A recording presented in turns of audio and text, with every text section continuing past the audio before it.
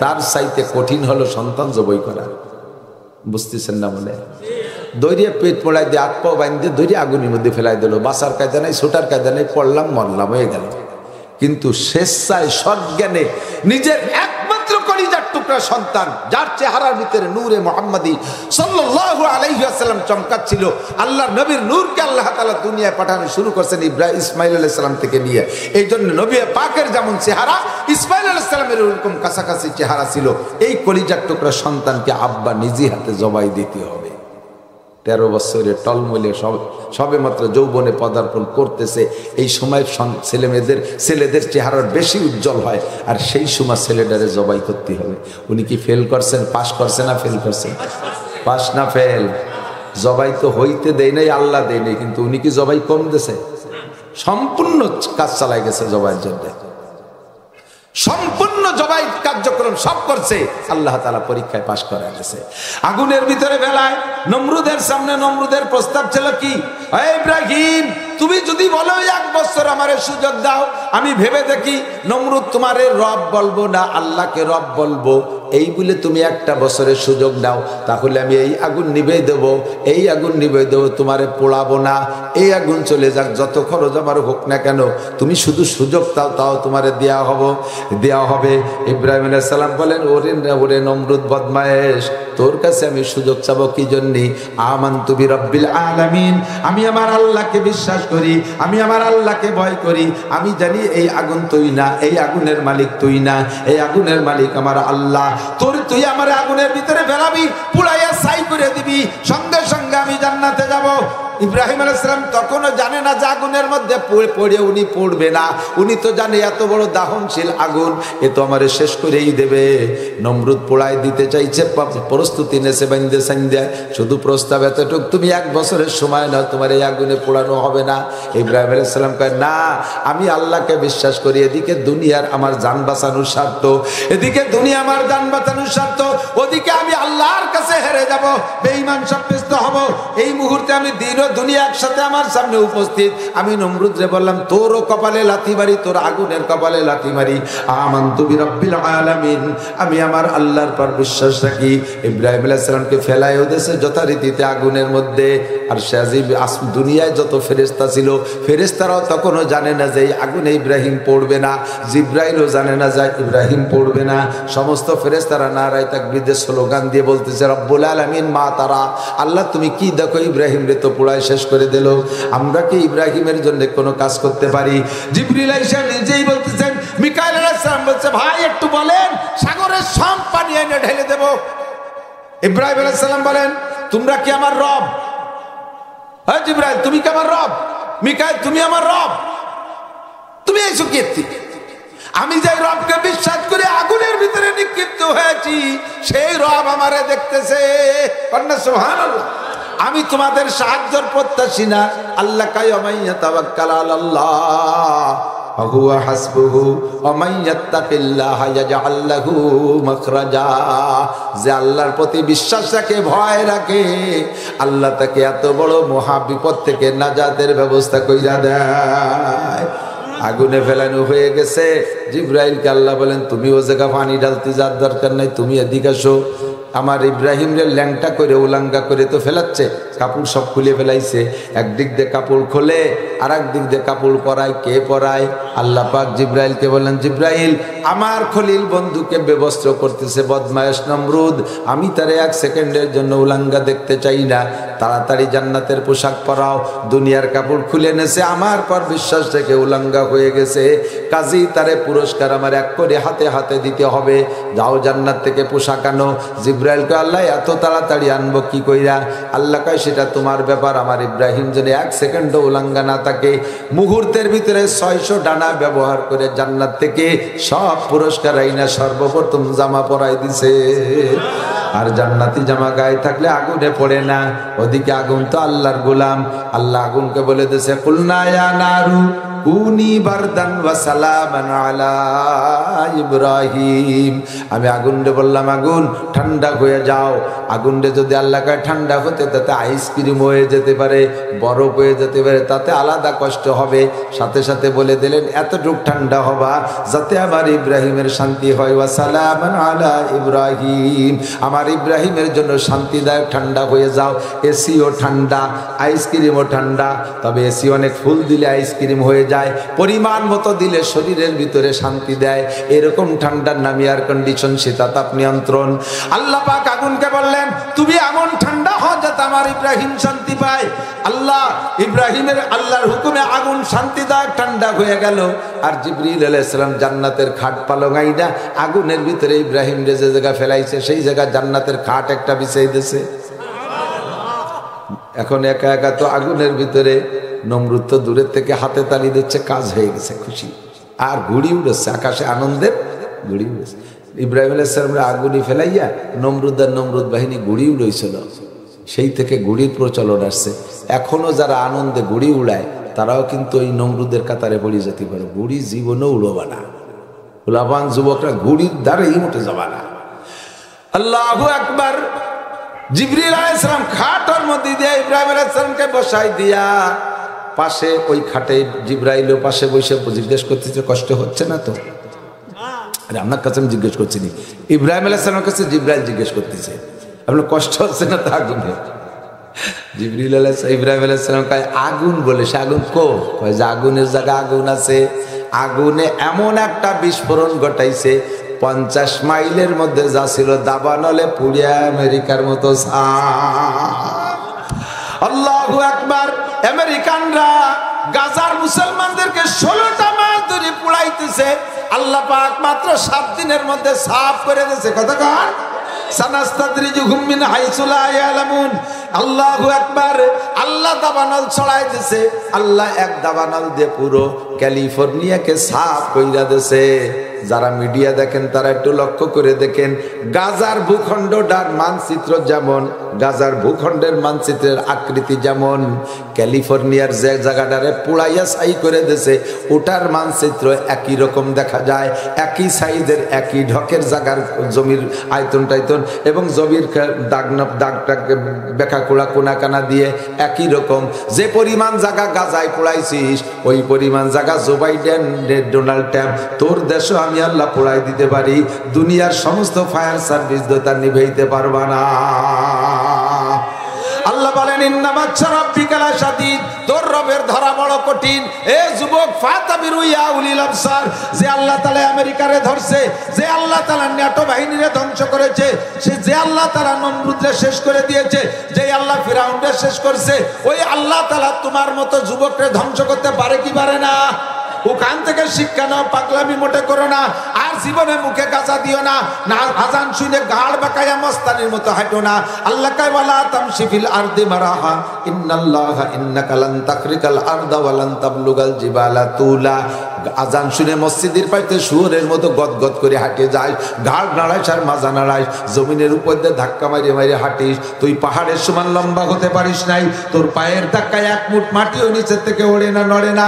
আরে তোর চাইতে বহুত বড় বড় বাহাদুর সারা পৃথিবীর খোদাই দাবি করেছে নমরুদ। ওই নমরুদকে আমি শেষ করেছি খোলা মাশা দিয়া, ফিরাউনকে আমি সাগরে চুবাইয়া শেষ করে দিয়েছি, কারুনরে আমি মাটির মধ্যে ডুবাই শেষ করে দিয়েছি। সাদ্দাত নিজে জান্নাত তৈরি করে সেই জান্নাতের মধ্যে ঢুকতে পারে নাই, একটা পা জান্নাতের ভিতরে একটা পা বাইরে, ওই জায়গায় শেষ করে দিয়েছি। ও আমলিগ বিএনপি জাতীয় পার্টির যুবকরা, বাঙালি মস্তানরা, যে যে দল করো, নেতার তালে পড়ে লাফাইয়া বেয়াদবি করো না।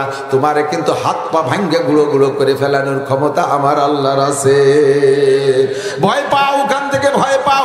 এবার জিবরিল এনে খাট পালং দিয়ে বসাই দিছে, আগুনে বিস্ফোরণ দিয়েছে। 50 মাইলের ভিতরে যা ছিল সব সাপ।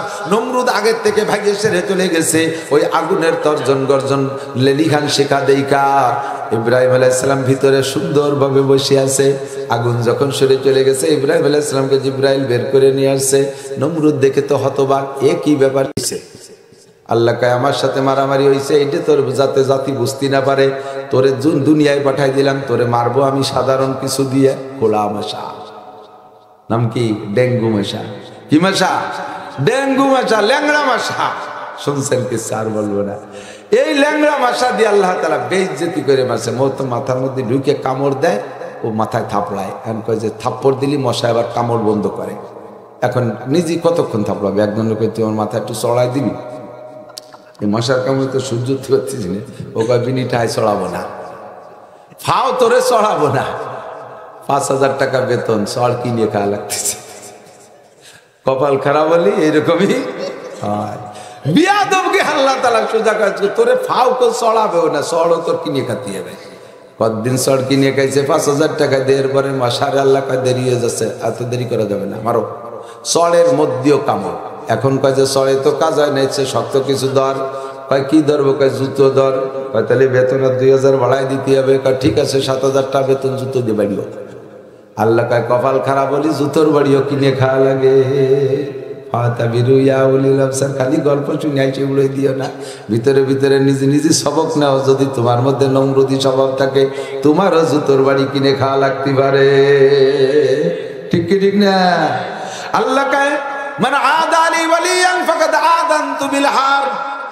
যতদিন নমরুদ আমার পথ নিয়ে কাড়াকাড়ি করছে, আমি কিচ্ছু বলিনি। নমরুদ তো খোদাই দাবি করছে, এ কারণে আল্লাহর কিছু কই। আল্লাহ খালি আসে, আমার বানাই নিয়ে মানুষ, সে আমার পথ নিয়ে কাড়াকাড়ি কই, কার কাছে পাওয়া যায়? এ আল্লাহ হাসি উড়ে গেছে। এতদিন আল্লাহ কিছু বলে নাই। যেদিন আল্লাহর খলিল ইব্রাহিমের গায়ে হাত দিয়েছে নমরুদ, আল্লাহ কায় আর সহ্য করতে পারি না। মানে আদালি ওয়ালিয়ান, হাদিসে কুদসি, যে আমার ওলির সাথে বেয়াদবি করে, ফাকাদ আযানতু বিল হারব, আমি তার সাথে যুদ্ধ না করে পারি না। আমি যুদ্ধ করতে অস্ত্র লাগে না, তোমার হাতে সব অস্ত্র থাকবে, আমি থাকবো খালি হাত। অস্ত্র সহ তোমার পালাইতে হবে। কথা কোন ঠিক ঠিক না? অস্ত্র সহ পালাইতে হবে। কোন কারণে পালাবা তা তুমি বুঝবা। আমার ওলির সাথে বেয়াদবি করো না। মুরব্বীরা কয় হাতি খাস, হাতির বাচ্চা খাইস নিয়ে। হাতি মারো মারো, হাতির বাচ্চা মারো না। কারণ বুড়ো হাতিরে মারিয়ে ফেললি প্রতিশোধ নেওয়ার কেউ থাকে না। বাচ্চাটারে মারিয়ে ফেললি, মা বাপ বাইসে থাকলি যেভাবে প্রতিশোধ। গাছে উঠবা, গাছে উঠে বাঁচতে যাবা, পানি দিয়ে ভিজে ভিজে সুর দিয়ে পানি এনে গাছের পাশে ভিজে পাড়ায় পাড়ায় গাছে কাজ করে ফেলায় তোমারে ধরবে। বুড়োটারে মারিয়ে ফেলাও, প্রতিশোধ নেওয়ার কেউ থাকবে না। বাচ্চার গায়ে হাত দিস না। আল্লাহ কয় আমার পথ দিয়ে কাড়াকাড়ি কর, কিচ্ছু বলি না, বলবো না, কিন্তু আমার দোস্তের গায়ে হাত দিস না, একেবারে ধ্বংস করে দেব। হে আমার প্রাণ প্রিয় বন্ধু যুবকরা, মুকশেদপুর নগরকান্দা ভাঙ্গার যুবকরা, যে যে দল করো, রাজনৈতিক করো, তোমাকে আমি কোন নাম ধরে বলছি না, কখনো তুমি নেতার প্রভাবে পড়া কোনো আল্লাহর ওলির সাথে বেয়াদবি করো না। তুমি তো জানো না কোনটা ওলি। মাদ্রাসার একটা ছেলেরে থাপ্পড় দেছো, ওই ছেলেটার কিন্তু হটলাইন আছে আল্লাহর সাথে। ও শেষ রাত্রি ওঠে, প্রত্যেক রাত্রে 4 রাকাত তাহাজ্জুদ পড়ে যদি মালিকের কাছে টেলিফোন করে দেয়, দিন ভরে টেলিফোন করছে, সকালে 2, জোহরে 4, আসরে 4, মাগরিবে 3, ইশায় 4, আল্লাহর টেলিফোন নম্বর 24434। দিন ভরে ও টেলিফোন করছে, রাত দুপুরের পরে আল্লাহ ব্যাক কল করছে। আল্লাহ আলা মুস্তাগফিরিন ফাগফির আল্লাহ, আলা মুস্তারজিকিন ফারজুকা, আলা মুস্তাশফিন ফাওয়াফিয়া, আলা কাজা আলা কাজা। এমন করে একটা একটা করে ডাকে। কার কি সমস্যা? আয় ওই আমার কাছে বল। ওই ছেলেটা হাত তুলে কয় আল্লাহ, রাজনৈতিক নেতারা আগে এক দলে মারছে, এখন আর এক দলে মার শুরু হচ্ছে। আল্লাহ আর কত মার খাবো? আল্লাহ প্রতিশোধ দিতে পারলাম না, তোমার কাছে মামলা দেয়া থাকলো। আল্লাহ কা ইসবির ইলাল ফজর হাত্তাল ফজর, ফজর পর্যন্ত অপেক্ষা কর, খবর পাবি। ফজরের সময় নামাজ পড়তে মসজিদে গেছে, মুয়াজ্জিন সাহেব মাইকে এলান করে শোক সংবাদ, শোক সংবাদ। কি সংবাদ?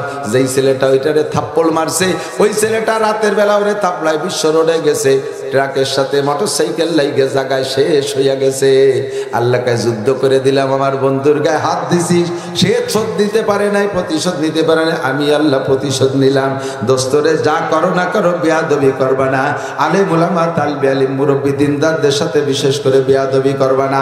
বেয়াদবি কাহারোর সাথে করবা না, স্যারদের সাথে করবা না, মাস্টারদের সাথে করবা না।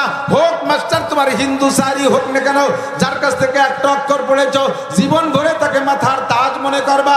হযরত আলী বলেন, মান আল্লাহ মানি হারফান ফাকুয়া মাওলায়া, যে আমার একটা অক্ষর শিক্ষা দিয়েছে সে আমার মালিক, সে আমার মালিক, আমি তার গোলাম।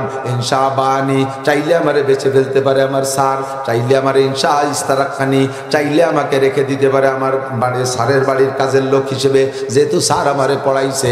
ইনশাবানি, চাইলে আমারে বেচতে পারে। ইনশা তাকানি, চাইলে আমারে আজাদ করে দিতে পারে। যাও বাবা ছেড়ে দিছি, যে বাবা কিছু কামাই রোজগার করে খাও। তিনটে অধিকার আমার উস্তাদের আছে, কারণ আমার একটা অক্ষর শিক্ষা দিয়েছে। জীবনে যা করিস আর না করিস যুবক, স্যারদের সাথে বেয়াদবি করবি না, উস্তাদদের সাথে বেয়াদবি করবা না, আলেমের সাথে বেয়াদবি করবা না। মাদ্রাসার তালবি আলিমরা কিন্তু শেষ রাত্রি ওঠে। তুমি যখন নাকে তেল দিয়ে কম্বল মুড়ি দিয়ে ঘুমিয়ে আসো, ওই সময় আল্লাহ পাকের সাথে সে হটলাইনে আলাপ করে, তোমাকে একেবারে বিনা অস্ত্রে ধ্বংস করে দেবে। আল্লাহ পাক নমরুদরে যেমন শেষ করেছে, বহুত নমরুদরে শেষ করে করে শিক্ষা দিচ্ছে, কিন্তু মানুষের স্বভাব শিক্ষা গ্রহণ করে না। মানুষে মনে করে এটা প্রাকৃতিক নিয়ম, এটা রাজনৈতিক দ্বন্দ্ব। দোস্তরের রাজনৈতিক দ্বন্দ্ব না, এর পিছনে আসল রাজনীতি আসমানের থেকে গুটি চালায়। সতর্ক থাকবা, সরে চলে গেছি অনেক দূর। ইব্রাহিম আলাইহিস সালাম, এই আগুন কি বলা হয়, একদিকে ওনার জান বাঁচানোর ফরজ, সেই ফরজ, আর ওদিকে নমরুদ আল্লাহর পরীক্ষায় পাশ করা ফরজ। এই দুই ফরজ এক জায়গা হয়ে গেছে। উনি কয় নমরুদের কাছে আমি ফেল করলাম, নমরুদের কাছে পাশ করবো। কি বলা হয়, নমরুদের কথা মানবো না, আমি আমার আল্লাহর কথা মানবো, আমি ফেল করতে পারি না। আমানতু বিরাব্বিল আলামিন। আগুনে নিক্ষিপ্ত হয়ে গেছে। আগুন হইল ফুল বাগিচা, পশম জ্বলে না। আগে গজল গাইতে না, মনে আছে না? এক ডেকেছেন ইব্রাহিম নবী, নমরুদের আগুনে পড়ি, আগুন হইল ফুল বাগিচা, পশম জ্বলে না। খোদা তোমায় ডাকতে জানি না, আরে ডাকার মতন ডাকলে খোদা কেমনে শোনে না। খোদা তোমায় ডাকতে জানি না। কত মায়াবী গজল ছিল, গজল হয়ে গেছে গানের মতো। আল্লাহু আকবার। এই জন্য ইব্রাহিম বলেন, আমি আল্লাহর খলিল হওয়ার ভিতরে তিনটে কাজ মনে আছে নাকি? তিন কাজে খলিল। এক নম্বরে মেহমানদারি, দুই নম্বরে দিন ও দুনিয়া আমার সামনে একই গতিতে আসছে। আমি দুনিয়াকে লাথি মাইরা দিনকে ধরে নিছি, নমরুদরে লাথি মাইরা আল্লাহরে ধরে নিছি। কতক্ষণ? হাজারো প্রমাণ আছে এমন। তিন নম্বরে আমি সময় অপচয় করি নাই। আমি যে এই জায়গায় বসে আছি, এখান থেকে উঠে এখানে বসবো, এই জায়গা সরে বসার মধ্যে দুইটা ফায়দা থাকতে হবে। একটা হলো এখান থেকে ওখানে যে বসলে যদি দুনিয়ার কোনো 1 টাকা হালাল টাকার লাভ হয়, তাহলে উঠে ওখানে বসবো, অথবা আখিরাতের কোনো লাভ হবে, তাহলে এখান থেকে ওখানে যাব। নইলে আমি যেখানে বসা আছি এখানেই থাকবো। আমি এই জায়গার থেকে সরার জন্য যে সময়টা লস, এটা আমি করতে রাজি না। আমি এক কথায় আমি সময় নষ্ট করি না, অপচয় করি না। ঘন্টার পর ঘন্টা চার দোকানে বসে বসে বুড়ো বুড়ো মানুষ আশেপাশে ফাও দরবারে আছে না নাই? যুবকরা তো আছে, আধা বয়সীরা আছে, বিকেলে কাজ কাম কইরা পিএসটিএস লাগায় আইসা এরপরে রাত 10টা-11টা পর্যন্ত টেলিভিশনের সামনে বুতুম পেশার মতো চোখ পাক্কায় বসে থাকে। চাচা আপনি বুড়ো মানুষ বসে রয়েছেন, একটু খবর শুনি। আজকে কি কইছে কন্দি? তাহলে খবর যা শুনছে একটু কবে না? আপনি শুনছেন তো আমাকে একটু কন, আমি তো শুনতে শুভাবি না। ওই একটা মাই এই ডেলি খবর পড়ে, উনি খবর শুনেছেন। কে খবর পড়ে তা তো কই নেই, কি কইছে তাই ওই মেয়েটা একটা দিনও মাথায় কাপড় দিয়ে আসে না। চাচা খবর শুনেছে, 3-4 ঘন্টা বসে এই শুনছে। আরে মিয়া কইছে কি তাই কন, ওর দাঁত কটা ফাঁক ফাঁক। খবর শুনে গায়ে মাথায় যদি একটু কাপড় দেয়, তা তুমি ওদিক চাইছো কে? কোন জায়গা কাপড় দিল না দিল, তুমি তা দেখতে আসছো। এই যে বসে বসে অনার্থক সময় নষ্ট, কি জবাব দেবেন আল্লাহর কাছে? সময়ের মালিক কে?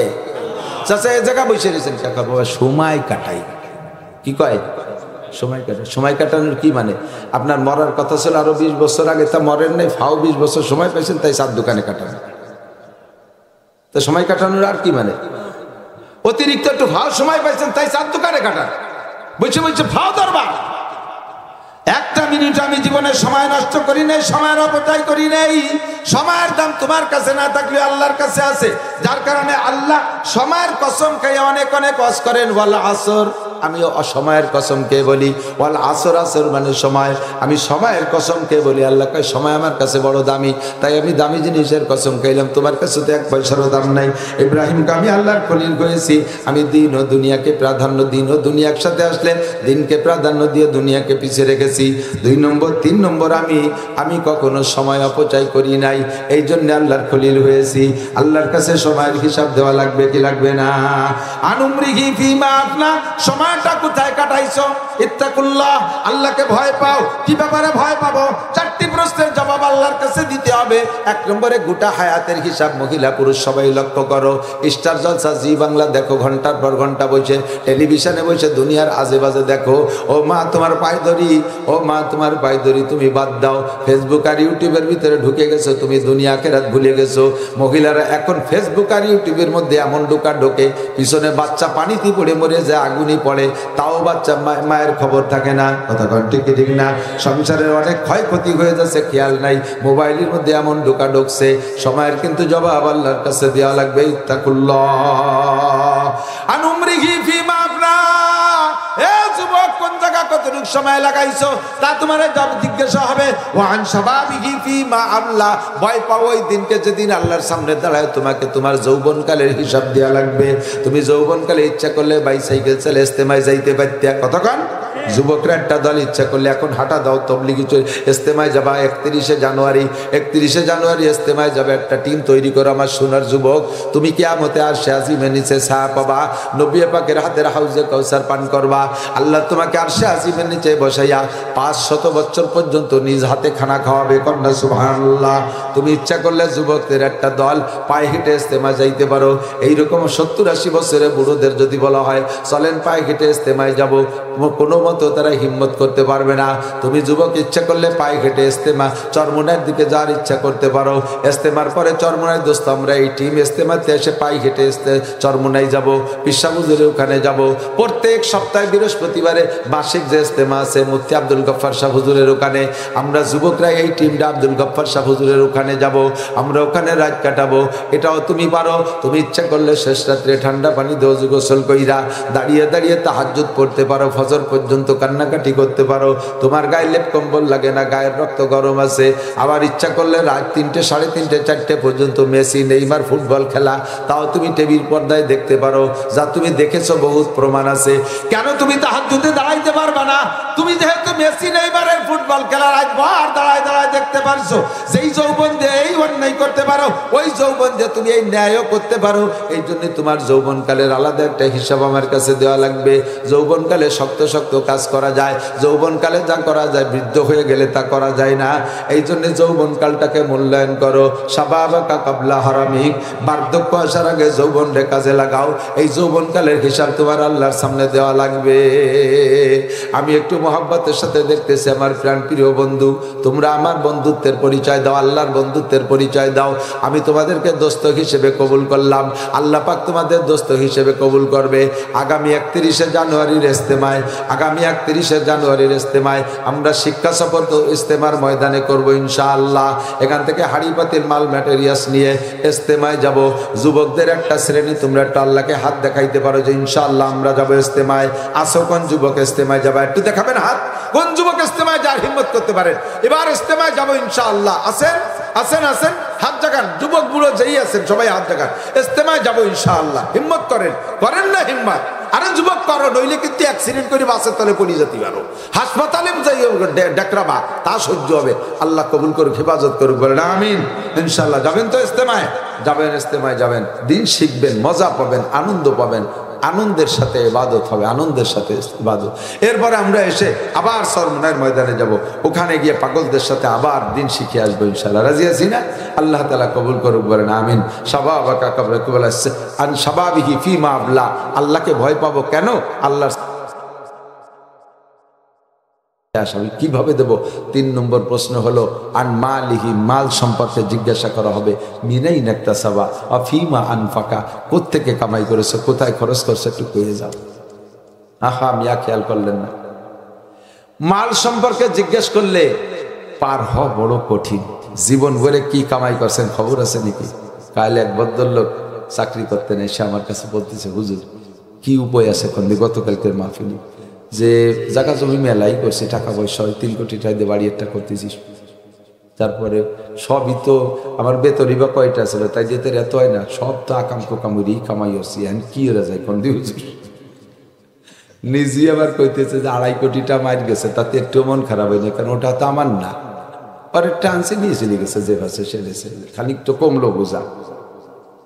এখন কি হবে যে জাগে টাকা আনছি তাকে কি জবাব দেবো? ও দোস্ত একটু হিসাব করেন, গোটা জিন্দেগির অর্থের হিসাব করলে কয়জন যে পরিষ্কার আছেন তা আমি জানি না। মাস্টার সাহেব একেবারে জেনুইন বেতন, পরিষ্কার ইনকামের একটা জায়গা, কিন্তু সে জায়গা আপনার 2 নম্বরই আছে। সে জায়গা আপনি যথারীতি ডিউটি করেন না, সময় মতো স্কুলে যান না, হোক প্রাইমারি বাচ্চা কাচ্চাদের পরে সময় মতো স্কুলে যান না, যাইয়ে মিথ্যে ছুটি নিয়ে চলিয়ে আসেন, ছেলে মেয়েদেরকে যথারীতিতে দায়িত্ব নিয়ে পড়ান না, ওই জায়গা যে বেতন খাচ্ছেন ওই বেতনের মধ্যে সমস্যা। মাদ্রাসার হুজুর আপনি আজিরে কাতায় সই দিয়ে তারপরে টোটোরে বেড়াইছেন, ছেলে মেয়েদের পড়ান নাই ঠিক মতো, আপনি যে বেতন মাস গেলে নিয়েছেন ওই বেতনের মধ্যে সমস্যা আছে, ওই বেতনের মধ্যে সমস্যা আছে। অর্থনীতি যেখানে হাত দেবেন সেই জায়গায় ধরা পড়ে যেতে হয়। এই জন্য বলেন তুমি আল্লাহকে ভয় পাও। 3 নম্বর প্রশ্ন হবে তোমাকে মালিহি, মাল সম্পর্কে, কোত্থেকে কামাই করেছো, কোথায় খরচ করেছো। কামাই করছো ভ্যান চালাই হালাল টাকা, বিন্দু মাত্র সন্দেহ নেই, একেবারে জেনুইন টাকা, যে যা দেশে খুশি মতে নেছো, মাথার গাম পায়ে চলে গেছে, কিন্তু সেই টাকা খরচ করছো কিভাবে? শনিবারে ব্যারাকের কিস্তি দেছো, শনিবারে ব্যারাকের কিস্তি দেছো, সুদে টাকার কিস্তি শোধ দেছো, রক্ত পানি করা টাকা। কামাইটা ভালো ছিল কিন্তু খরচটা ভালো হয়নি। আবার কামাই করছো চুরি করে, ডাকাতি করে, টোন মারিয়ে মন মারিয়ে, তাই দিয়ে কাবা ঘরের গিলাপ বানাই দিছো। চুরি ডাকাতি টোন মন মারিয়ে সরকারি মাল বাইয়ে সাফ করে দিয়ে কাবা ঘরের গিলাপ বানাই দিছে, সেইটাই আল্লাহ কয় শয়তান তোর এই সুদে টাকার চূড়া টাকার গিলাপের অভাব আমার কাবাই পড়ছে, বেরিয়ে তোর কাপড় চোখ নিয়ে চল না, তোর লুঙ্গি খুলি রে দেবানি দাতাল শয়তান। মোটা মোটা ঘুষ খাইয়ে তাই দিয়ে 40, 50, 60 লাখ, 1 লাখ, 1 কোটি, 1.5 কোটি টাকা দিয়ে মসজিদ বানাই দিয়ে নেম প্লেট লিখে দিচ্ছে অমুক অমুক মসজিদ বানাই দিছে। শয়তান তোমার ওই সুদিয়ে টাকা ঘুষিয়ে টাকার মসজিদ আমি চাই না, দিছিস কে? যদি হারাম টাকায় দিয়ে সৎকা করে নেকির আশা করে তার ইমান নষ্ট হয়ে যায়, ইমান নষ্ট, নেকি তো হবেই না, ইমানও নষ্ট হয়ে যায়, কারণ আপনি হারামকে হালাল মনে করতেছেন, হারামকে হালাল মনে করতেছেন। এই জন্য খুব সতর্ক থাকতে হবে, খুব সতর্ক ইনকামের ব্যাপারে। মিনাইন একটা সাবা ফিমা আনফাকা, ভয় পান সেই দিনে আল্লাহর সামনে যে হিসাব আপনাকে দেয়া লাগবে। 4 নম্বর প্রশ্ন মাজা আমিলা বিমা আলিমা, জানতে কম জানেন নাই, সারা বছর ধরে বক্তাদের কাছ থেকে শোনেন আর আজও আমি কম করলাম না, এই কথাগুলোর পর আমল করছেন কটুক, এইটা হলো 4 নম্বর প্রশ্ন হবে। আমল করছো কটুক, যা জানছো এইটুক হয়ে যাও, বলতে গেলে পারবো না। সিদ্দিকা আয়েশাকে নবী পাক বলেন, আয়েশা মান হৌসিবা নৌকেশা, যেই হিসাবের কাঠগড়ায় দাঁড়াবে সেই বিপদে পড়ে যাবে, বিনা হিসাবে পার হওয়া যায় নাকি সেই চেষ্টা করো। আল্লাহ তাআলা আমাদের সকলকে বিনা হিসাবে পার হওয়ার ব্যবস্থা করে দিক, সবাই বলেন আমিন। আজকের ঈশার নামাজটা এখানে পড়বো, এই প্রতিজ্ঞা কি করা যাবে? দেখি কারা কারা আজকে ঈশার নামাজ অন্তর থেকে সত্যি সত্যি পড়বেন তো? আজকের ঈশা এখানে পড়বেন। আমি যদি আপনাদের সাথে হাত জাগাইছি, কিন্তু আমার 7:30 পর্যন্ত এখানে থাকার কথা ছিল, সেখানে 20 মিনিট 25 মিনিট বেশি হয়ে যাচ্ছে, আমার যেতে হবে গুনশি, ওখানে 9টা স্টেজ, আমি ওখানে গিয়ে ঈশা পড়বো, আপনারা এখানে বা জামাত পড়বেন ইনশাআল্লাহ, ঠিক আছে তো ইনশাআল্লাহ। আর 31শে জানুয়ারি 1-2 ফেব্রুয়ারি ইজতেমার দাওয়াত থাকলো, সবাই জামাত বন্দী হয়ে যাবেন। সুবহানাল্লাহ।